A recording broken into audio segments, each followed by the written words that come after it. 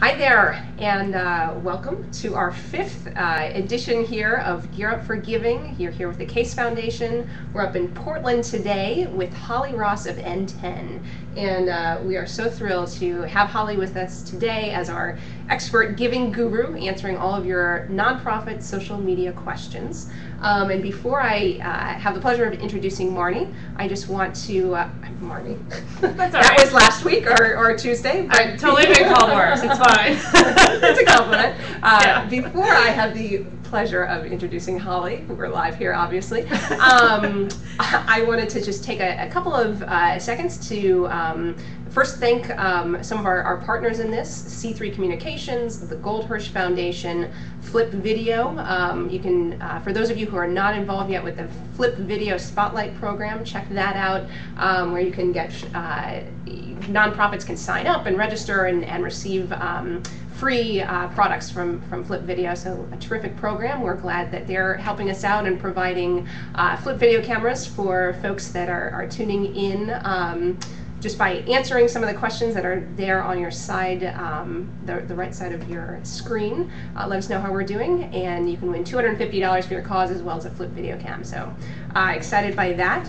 We, for those of you who have tuned into these sessions before, they are really very interactive, and they go how you want them to go. And they can go a lot of different ways, and we would love for you to participate. So you can either ask questions below on your screen, which is probably the easiest way, but also if you're on Twitter, go ahead and use the hashtag #AGC. And that way we'll be able to find your questions as we're going through. You can also email us the old school way at gearup@casefoundation.org. So one of those three ways, please get in touch and continue to send in your questions. Really appreciated them, and they've made the sessions very rich.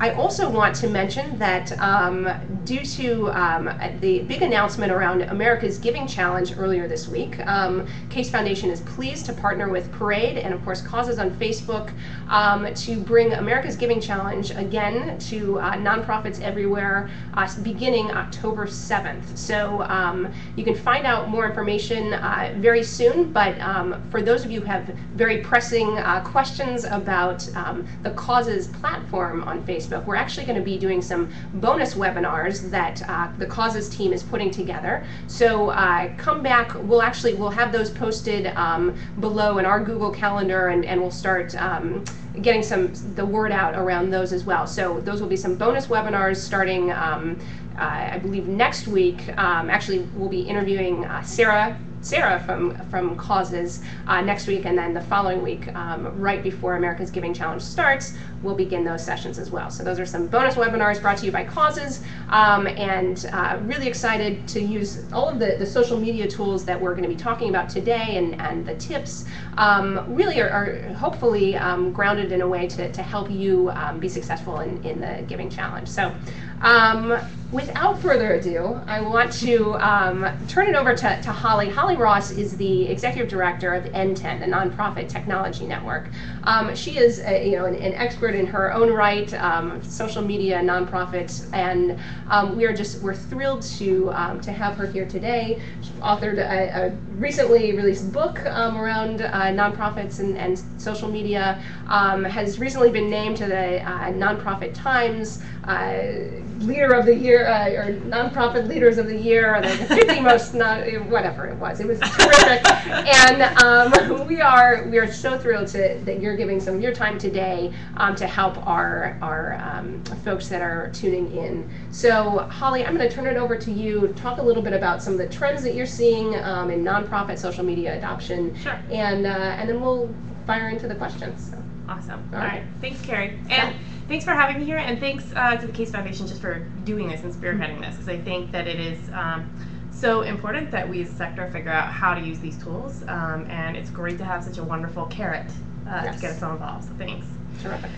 So, I mean, I think in terms of trends, I've been talking about social media now for so long that I don't really want to talk about it anymore sometimes. Understandable. But we hope for the next hour you will. I will. Okay. But when I first started going out on the road, I had to do a lot of like convincing people, no, really, you've got to do this stuff. You've got to figure it out. And now I don't encounter that problem so much anymore. People are sort of bought into the idea that, this is a road you have to go down.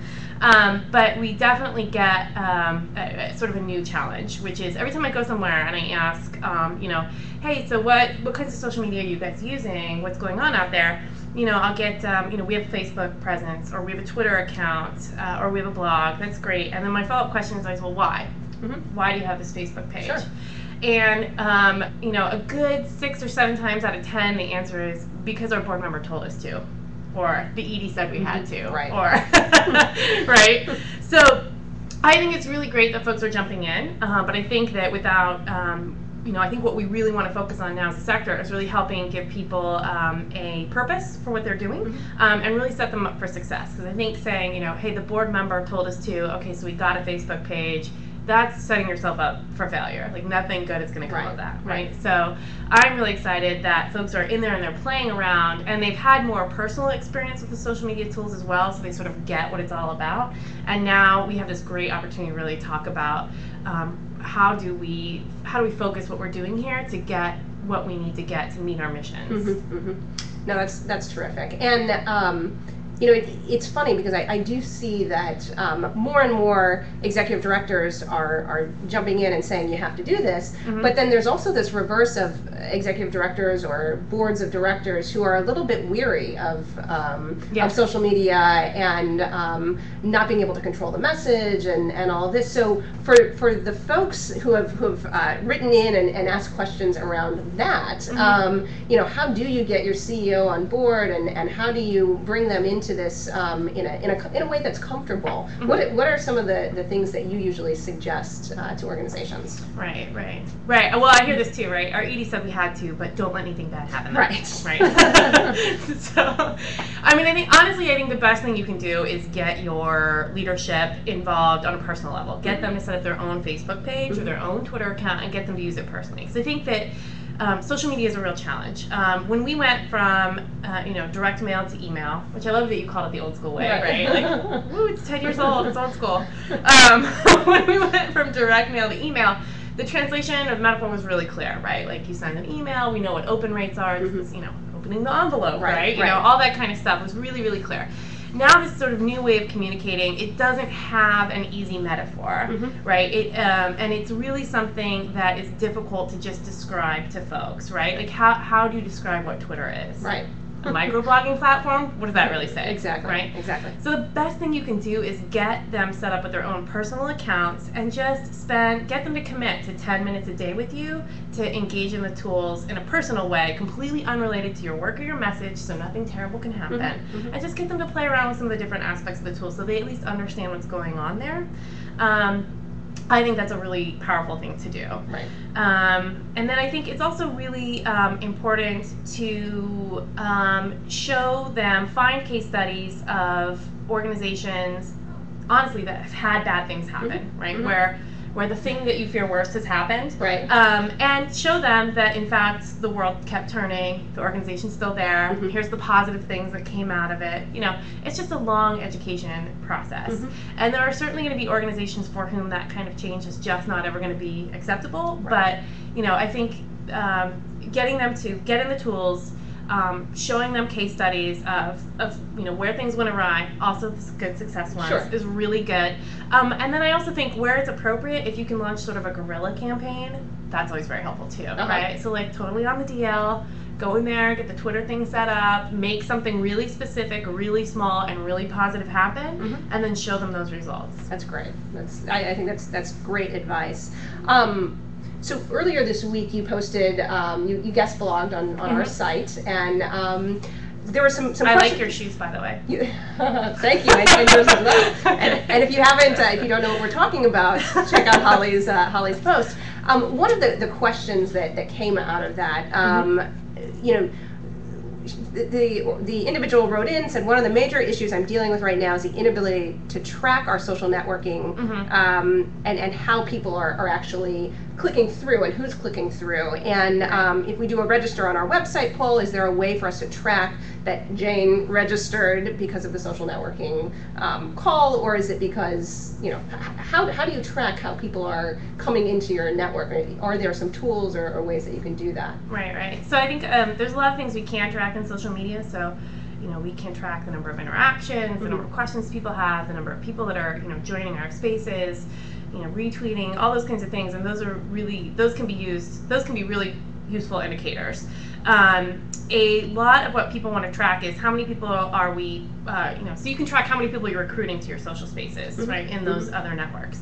And what a lot of people are really concerned with now is, how do I track how many of those folks I'm actually converting into donors or converting into activists or volunteers? How am I moving people from this social space where they're already at into my space where I'm able to, message them and get them engaged maybe more in my campaign? And that's actually really tricky. And there aren't a ton of great answers out there. And it's really going to be dependent on the database that you use.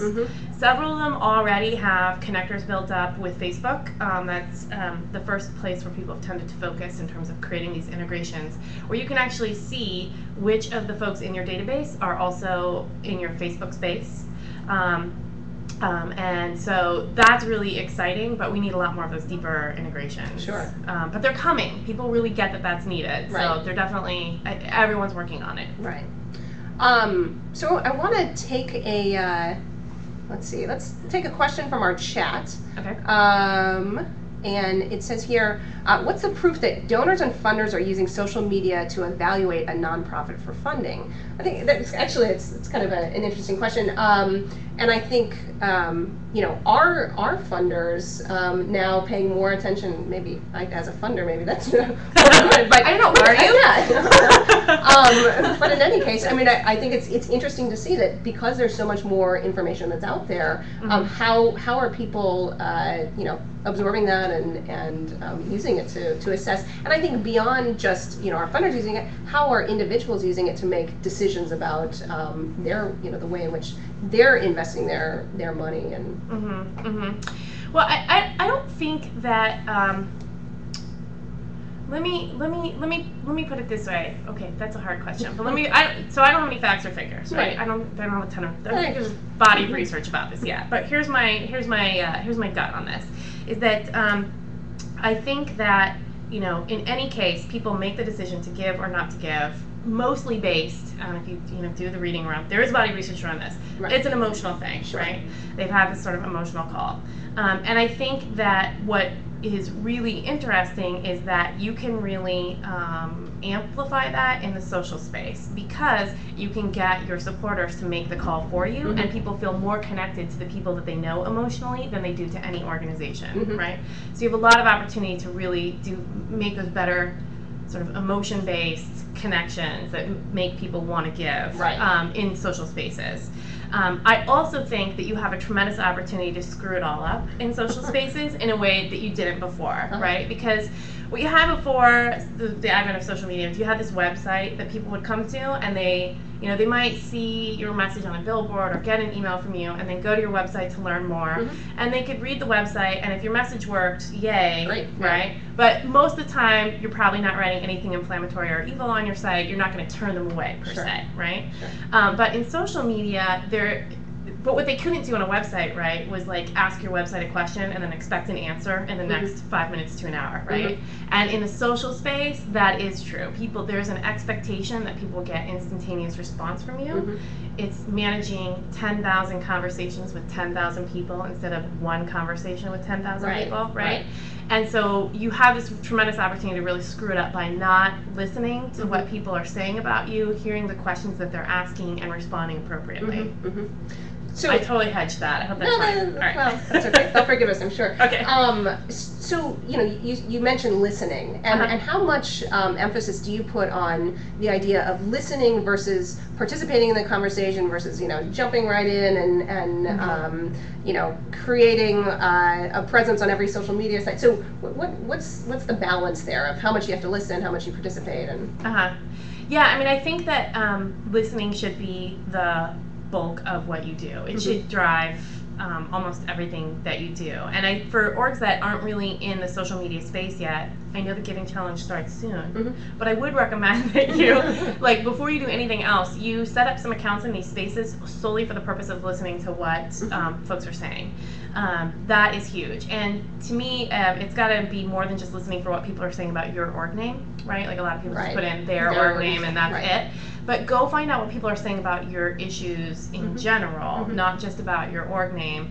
Find out what excites them about those issues, what they're saying to each other, what questions they have, what gets them riled up and angry. Listen to all of that stuff, and that's going to make you a much better participant in this space. I think it's the most important thing that you can do. So I want to turn to Twitter. We have some folks from the Unified Theater, so thanks for tuning in. They ask, how do I grow my network outside of people who already support or participate in my program? We see that question quite a bit. So beyond just the people that are already paying attention, how do you move beyond those walls? Yeah. So I think again, this is where those, like, the keywords and the listening can come in really handy. You know the people that know you, so don't stop listening for your org name. Go listen for related keywords and maybe geography based. So do searches in Twitter. Look for people with keywords and profiles on Facebook. Those kinds of things to find people who might have alignment with where you guys are coming from, and then you can follow them and just listen to them. And before you do anything, and then you can start, when they say something related, you can jump up with your value add, right? Like, oh yeah, we did something like that too, and here's the link to it, right?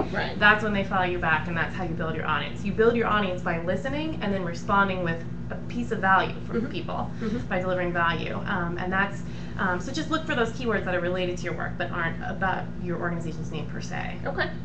Another question from Twitter, and this is pretty focused actually on Twitter, which is, what are the 5 apps on Twitter that you could live, that you couldn't live without? That I could not live without. All right. Well, I tend to live my Twitter life in TweetDeck. I think it's a great tool for managing all those keywords, watching all those keywords throughout the day, managing how I interact with folks. So TweetDeck is where I spend most of my time. I also occasionally dabble in Hootsuite. I like Hootsuite mostly because I think it has a better interface. There are times when I need to manage multiple Twitter accounts, and I like its interface better for that. And the fact that I can schedule tweets ahead of time, which I mostly don't do because it's a little bit disingenuous. But every once in a while, I know I'm going to be traveling and I want to tweet something out while I'm on an airplane. So I'll do that. So those are 2 things that I use a lot of. I am constantly in the Twitter search, the hashtag. Hashtag.org is something I use as well. I don't know if I could come up with 5. Those are pretty much it. Those are 3. Those are good. There's a follow-up to the Twitter apps question that came in from chat, which is, what are the 5 social media apps that you can't live without? In general? Yeah. Okay. Let's think about that. Oh, Tweety on the iPhone. That's what I use on the iPhone. Tweety. I love that. I think that I'm in Facebook all the time. We use co-comment. Sorry, co-comment is something I use a lot. I know that one. Co-comment is a service that lets you track your conversations on blogs. So when you go comment on someone else's blog, it will record that for you, and then it will alert you when people do a follow-up comment. Oh, great. That kind of thing.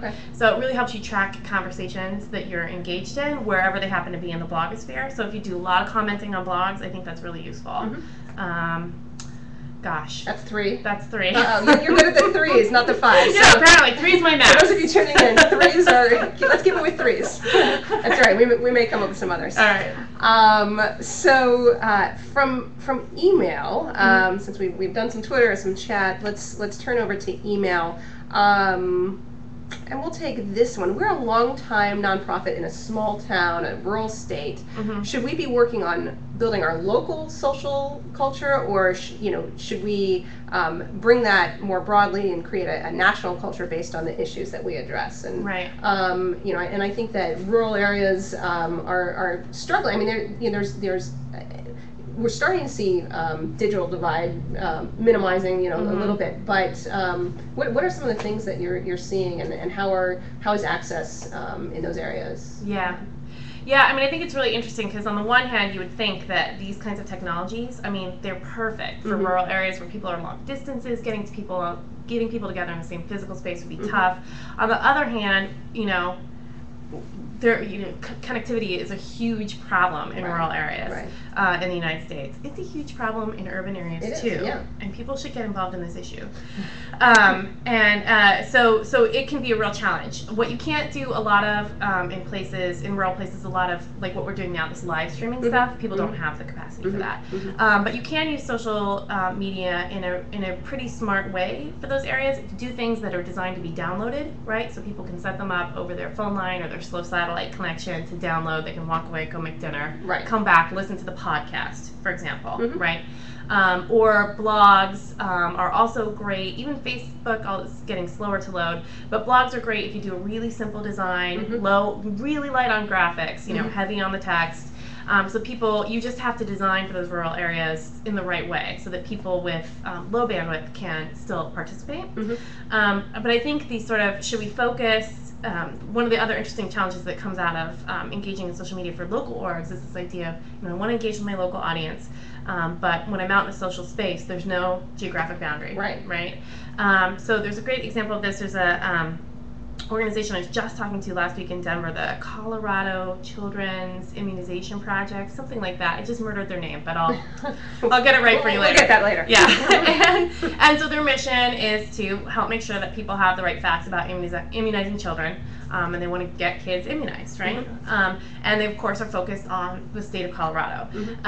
But they are engaged in Twitter, they are engaged in Facebook, and a lot of these sort of national spaces, and they actually have now made national and international connections, which they're struggling to figure out how do we, that's great on the one hand to get this sort of national and international recognition, but does it fit with our mission? How do we rope this into our program? And so those are questions that they are really working through. They want the recognition, they want the involvement, but how do we weave this in appropriately for our program? And that's just some strategy discussion you're gonna have to sit down and have. Right. So.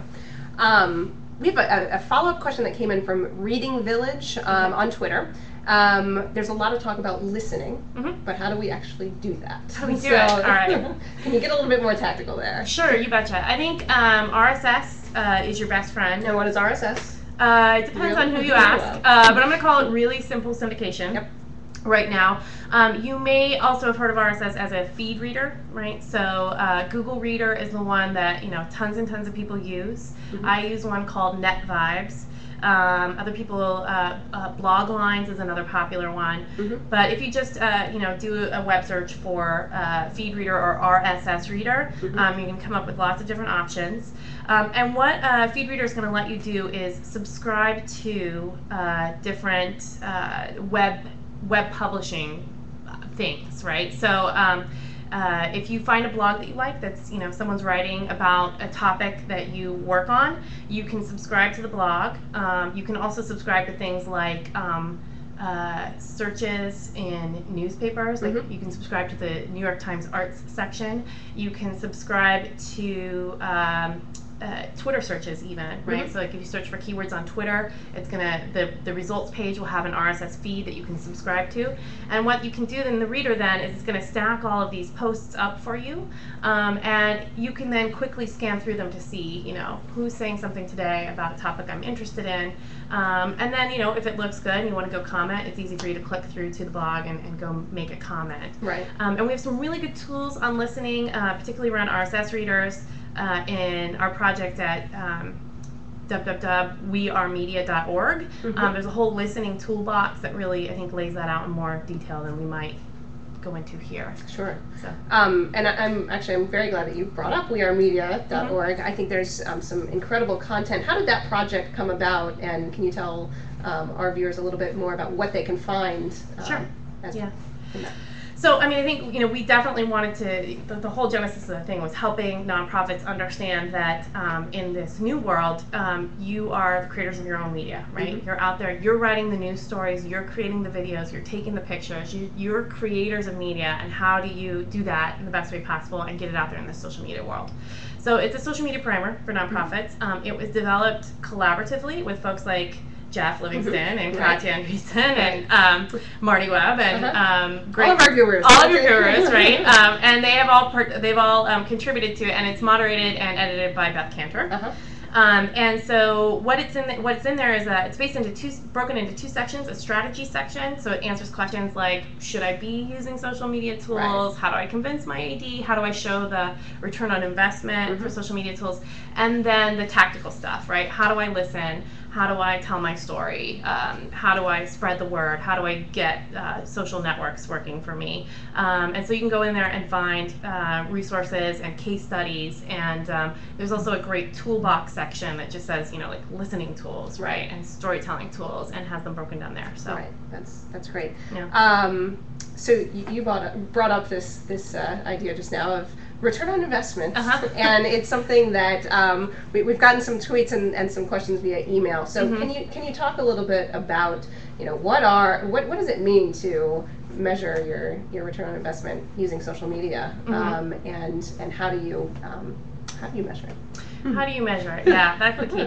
All right, so I mean, ideally, well, you can't, let me just start here, you can't measure return on investment unless you know what you're trying to get out of social media. So you have to go in with a purpose, right? Like, I'm going to recruit, and it has to be what if you're familiar with the SMART framework, a SMART goal. Let's see if I can remember what that stands for, but something measurable, attainable, realistic, and time-bound, right?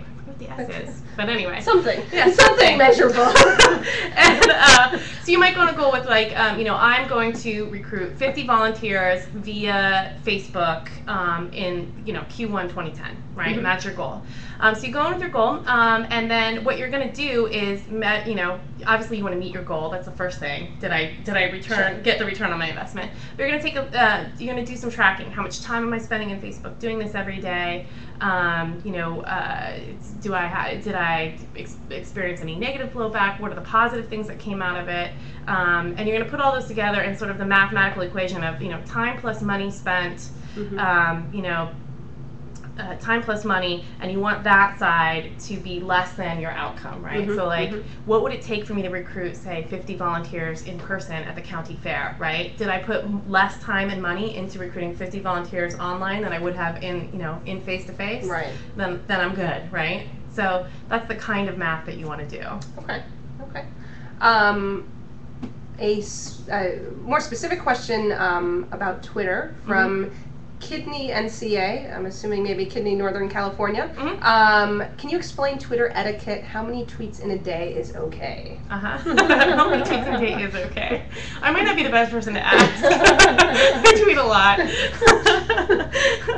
I think, okay, so with Twitter etiquette, it's, you're going to have to feel your audience out, for sure. And I think that there isn't a bound on how many tweets that you can do. But you do want to make sure that you're being respectful and you have a balance there. So I worry less about how much I'm tweeting, although maybe I should worry more, but I worry less about how much I'm tweeting and worry more about what I am tweeting. Okay. So what I try not to do all day long is just tweet links out to intense stuff, right?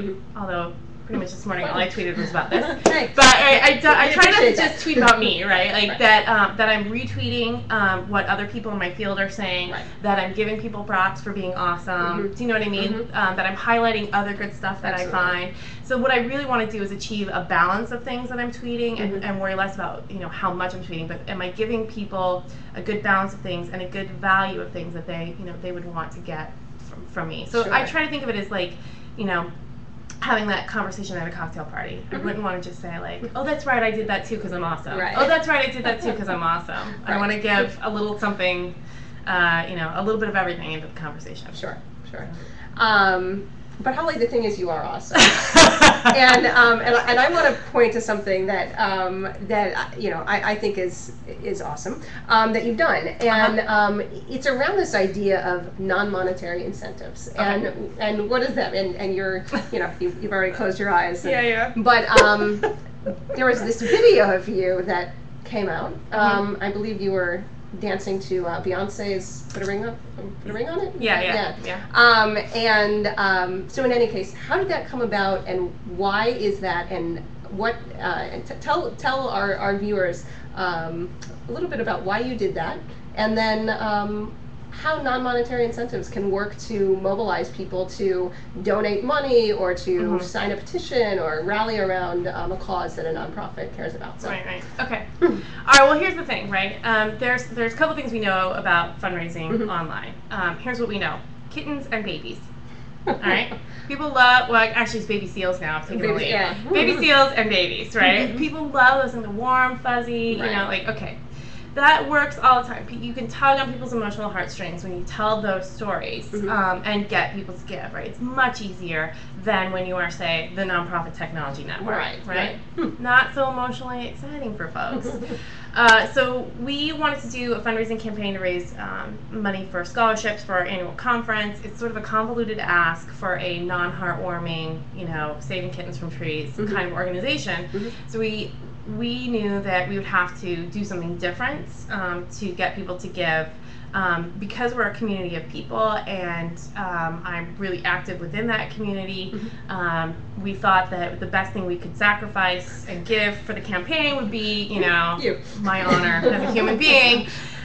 So the act, what we said basically was, if we reach our goal, I will do something to humiliate myself, and you will get to choose what that is.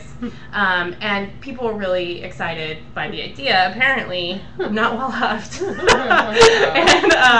And we met the goal. And what people chose for me to do was to remake the Single Ladies video, which I did, and so it's up there on YouTube. But that's exciting for people, but not for me. And I think that that's the kind of thing that you can, when you're involved, when you're a local organization, particularly, or when you're involved in a really heavy community building, you've got a personality on your side. You can really use that personality to help drive some of the fundraising. And so, it's sort of stunt-based, and we've seen other people do similar things. I think Beth Cantor, in writing about our experience, pointed to an executive director who said he'd shave his head if they met the goal, and he did. So it can work, but again, it's only going to work in limited situations. But I think the idea really is that you want to think outside of just the, fuzzy kitten, small child mentality, and think about how else can we engage folks in our mission in a way that's exciting for them.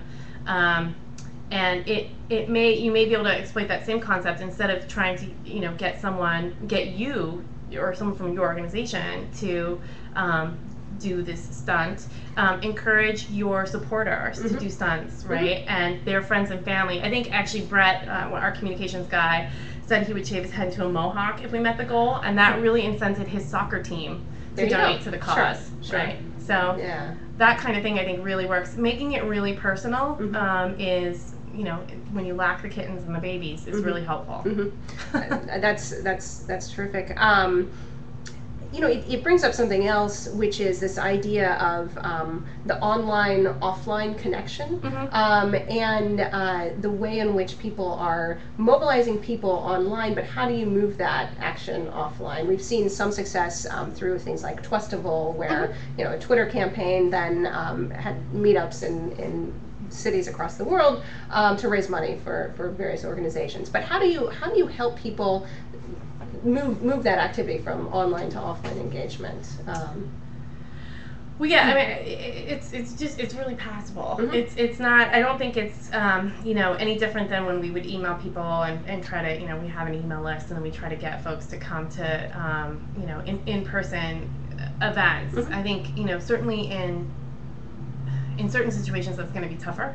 You're going to have a broadly geographically diverse constituency, or whatever. But I think what you do is you aim, if you've got this social media presence, people are already engaged, if you can move the conversation around this offline thing that you're doing and get people geared up for it and engaged in it, that's really helpful. I think one of the reasons that our annual conference sold out this year was that we weren't just talking about the conference in the social media space. The community was creating the conference in the social media space as we led up to it. So it's not just saying, hey, we've got this event, hey, we've got this event. It's saying, hey, we've got this event, and we want to do something really awesome. How, you know, what do you guys think? Yeah. You know what I mean? Yep. Question from chat. Okay. How much do your demographics matter? How do you or should you approach them differently? So I'm not sure if they're talking about demographics of the network. I mean, I also think that demographics on social media are changing.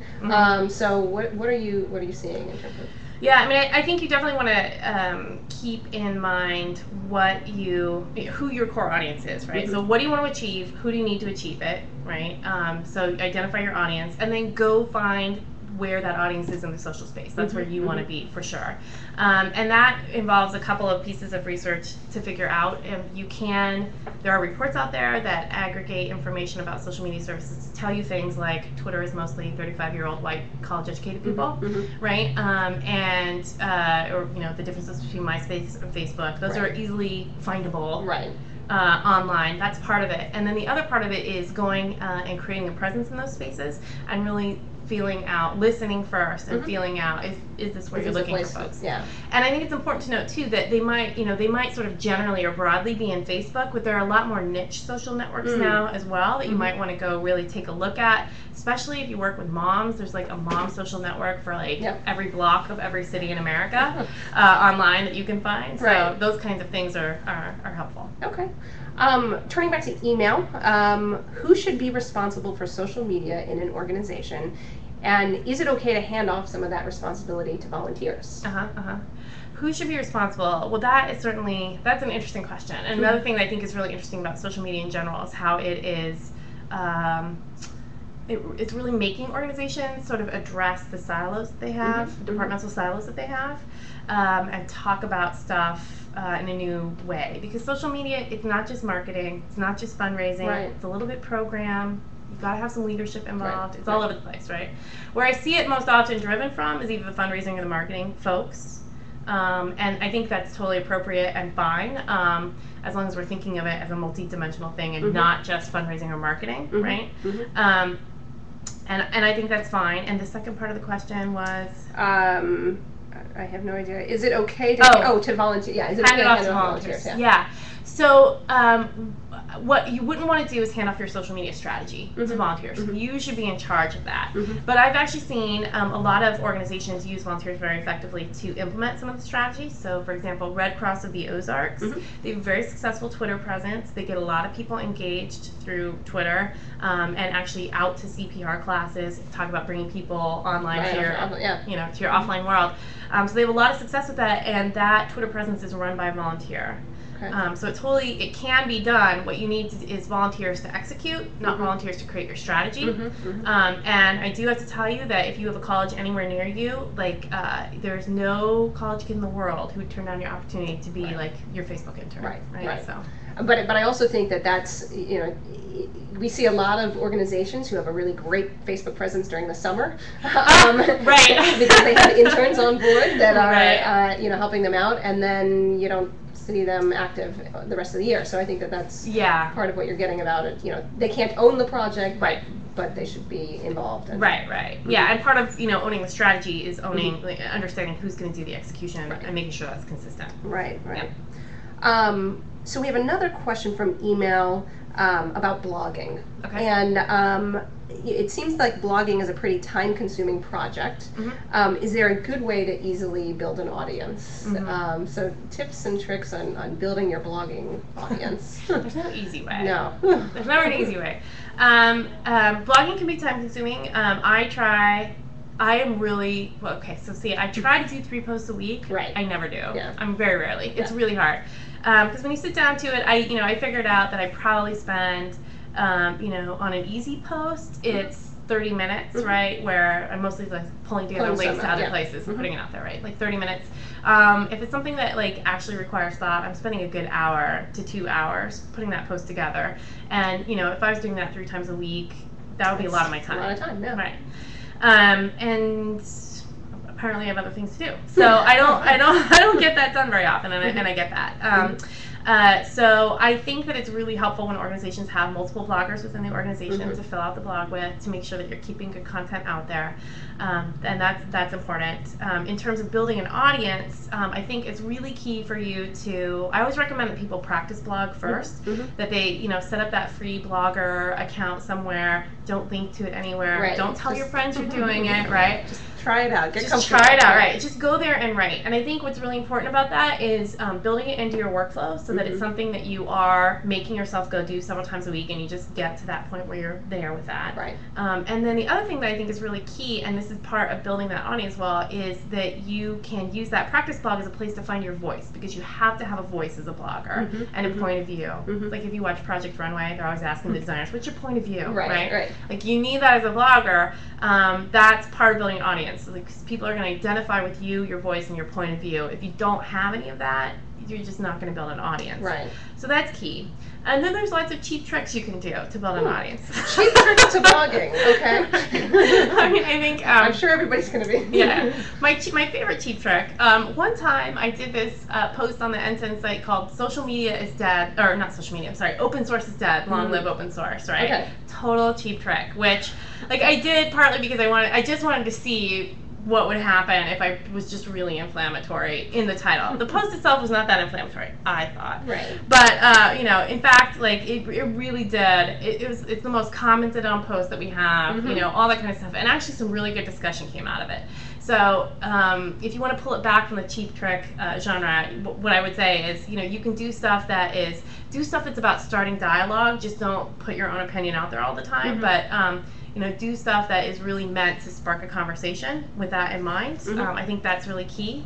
I think also you want to make sure that you're integrating your blog into all of your communications. So another sort of cheap trick, it's an easy trick that we use over at N10, is we put out an e-newsletter. Almost everyone does, right? Right. So we put out an e-newsletter. The articles in the e-newsletter, we just put the first paragraph or so in the actual email. If you want to read the full thing, you click through to our blog.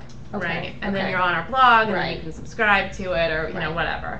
Right. So that's another thing, and you can integrate lots of different ways, right? So that e-newsletter trick is one, but you want to make sure it's make sure your posts are displaying on your homepage, or that you are talking about your blog if you have really good posts, not every post. Yeah. But if you have really good posts, put them out via Twitter or on your Facebook page. So you're doing that kind of integration, and slowly things will build. Right. So. And I think this also gets to the point of comment. Part of blogging is also commenting on other people's posts. Yeah, exactly. That's a because good one. The most the highest form of flattery for a blogger is to receive comments on your post, and so you want to be able to reciprocate and do some of that as well. Absolutely, that's a huge part of it, for sure. And that's part of your listening, right? Is that if you've got this RSS reader set up, and you're able to see that other people are writing about your topics, you can go in there and comment appropriately, maybe link back to your blog if you have a post about a similar topic. That's going to help that go. Very good. So another question, so I guess this one actually came up in the chat. Okay. How do you respond to negative tweets? And actually I want to broaden that a little bit. How do you respond to negative feedback online anywhere? I think just like in real life, basically. I mean, it is real life, right? So I think you want to respond openly and honestly and non-defensively. In almost every case. So what you don't want to do is, set up a fake account, pretend to be not from your organization, and then go in and rise to your organization's defense, right? It's not what you want to do. What you want to do is address people's concerns. So again, just because I was in Denver last week, so I have all these stories from Denver in my head. I was sitting down with the executive director of a children's museum, and he was saying that they do a lot of social media monitoring, and the most common complaint they get from the moms in all of their mom blogs is, your museum's too crowded, right? Yeah. And so they really look for that, and every time they will go in and they will actually say, I'm really sorry you had a tough experience. Here's what we're doing to try to resolve the problem, right? We offer these alternative hours, and here's a pass, here's a free pass to come back, that kind of thing. So they just go in and they act like normal human beings and say, I'm super sorry. Here's what we're doing to solve the problem. And I think that's the way you want to handle it, right? I'm sorry you had a bad experience. offer some sort of, we're working on it thing and maybe a resolution. I think, 9 times out of 10, people just want to feel heard. Sure. They just want you to say, I hear you. Right. And sometimes that can be enough.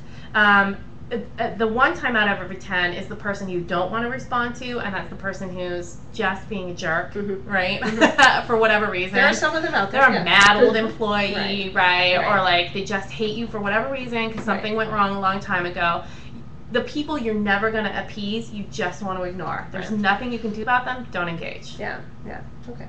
Good advice there.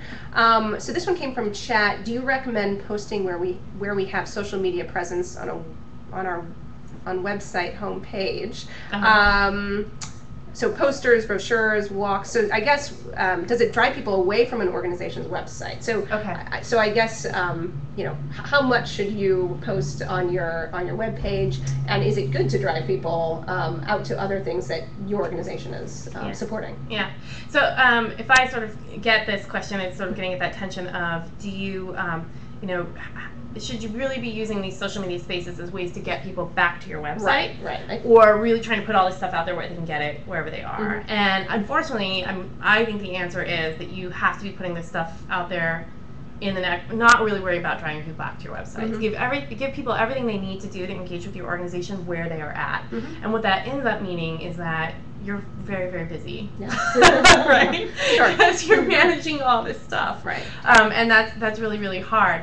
But I think that's what you want to do, right? If people want to interact with you via Facebook, give them everything they need to do in Facebook so that they don't have to go anywhere else to get what they need from you. So hopefully that answered your question there on chat. If that wasn't your question, then just clarify. We'll get to it. So a few questions about issue fatigue, cause fatigue, and social media fatigue. Are you seeing that in your world, and how do we manage our time better so as not to feel just completely fatigued by all of the things that are popping up on our screens or in our email boxes? Are there ways to control that? Okay, so I really recommend reading this book. It's called Born Digital. Jonathan Palfrey's the author. And the concept behind the book is this idea of the digital native, right? Which is the kid that came out of the womb text messaging. Right? So anyone born in 1980 or beyond.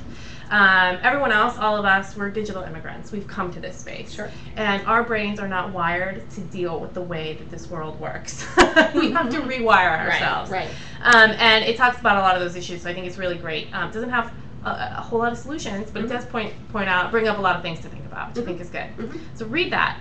That said, social media fatigue. I think, in every time there's a new technology out, I can't remember who to cite on this, so I apologize, smart person who thought of this. But there's we go through this cycle with it where there's the early adopters, and then we build enthusiasm, and we sort of reach this peak where people cannot stop talking about it. They love it, right? And then we hit the backlash, right? And we just went through the backlash phase with Twitter, right? Where everyone was like, oh, Twitter, right? No one's on Twitter anyway. Why are you on Twitter, right? And then we just sort of ease off into whatever level of adoption it's generally going to be, right? And that's, we've seen this with particular social media tools and then social media in general, right? We're still in this mix of people sort of getting comfortable enough to let go of the backlash. And that's just to be expected. But these tools are not going away, so I just want to stress that. And you are going to have to develop this new skill set. I think, as I said earlier, I'm just going to keep saying this until it becomes oft-quoted. Okay. Is that we have to develop this skill set. I think as communicators and fundraisers, we are really good at getting one message out to 10,000 people. The new skill set is how do we manage 10,000 conversations with 10,000 people, in 20 different mediums. And we really want to consolidate them because that's how we're wired to work, and it's not going to happen. Right. So we just have to develop this skill set. And for different people, that's going to mean different things. The way that Beth and I tend to approach it is we have quiet time where we turn social media off, right? And we do, but then when we go into social media, we go deep, right? So for the 20 minutes that we're really there, we're really there. Right. So. Right. very helpful. So a question from Twitter that came through: where have you seen good use of Maven or peer-to-peer activation through social media? Why do you think that was effective? So how are people helping each other out? Yeah, I mean, I think if you take a look at the healthcare folks, so March of Dimes, it's an old, like 4-year-old case study at this point, but March of Dimes has a great, a really great community for mothers who, gosh, can you remember the name of the project now? No, I can't, blank. but okay. We'll put it down on the screen. So, for example, I think and I think this is true of a lot of the healthcare folks, right? So they, March of Dimes is this really great site where if you're a family member, but it's really geared towards moms. If you're a family member who has a child who's dealing with, birth defect, you can come in here and they have a bunch of tools for you to express yourself personally. There's blogs and all this stuff, and then a bunch of community forums. And it is really amazing what happens in there, because a lot of times people go in looking for really practical advice, right? My doctor told me X. Yeah. What do you guys think? Yep. Right? I have some reservations. Right. And they'll get to sound out some stuff with their peers, and then through that, a lot of really amazing, actual, real relationships between people blossoms, and it's not just support around this one question, but it becomes a lifetime of support for these families. Right. And you see a lot of that in a variety of different healthcare places. I think that those are great places to go to start to look for models. We've got the 10-minute left. Okay. So make sure that you're tweeting in your questions using #AGC, that you are chatting below and asking your questions. And you can also email us, gearup@casefoundation.org. We've got about 10 minutes left. Okay. Next question with regard to SMSing, texting. Okay. Lots, the trend seems to be, globally, folks are very much focused on how to make use of their text or their cell phones. Here in the United States, we haven't seen as widespread adoption. But what are some of the trends that you're seeing, and especially when it comes to mobilizing people, and are there applications for donating online or using text? Yeah. I think if you have not been thinking about a mobile strategy, you definitely need to be thinking about one. The smartphones are not just for business people anymore, right? Like the iPhone definitely changed that game. So there's lots of things to think about there. In particular, I think how to engage your stakeholders in volunteering via their smartphones, delivering better information via smartphones for people that, if you are a legal services organization, someone needs help because they think they're being evicted, right? How do you deliver that via a smartphone much better? For a lot of people in the United States, internet access is their phone. Right. Okay. So, if you are, if you're low income family, that's your internet access, because you can't pay $30, $40, $50 a month for internet. So, I think we need to start thinking about that more. On the donation side, there's lots of stuff going on there, and there are several providers geared just towards the nonprofit sector. Mobile Commons is one. MGive is the folks that are sort of spearheading the donation part. There's a bunch of different folks, and Mobile Active is an organization that's actually geared towards helping people figure this all out. So you can, as a nonprofit, go look there. People are running donation campaigns on via text message more frequently. NARO has done a lot of experimenting with it. Like a lot of social media stuff, there aren't huge numbers coming out of it yet.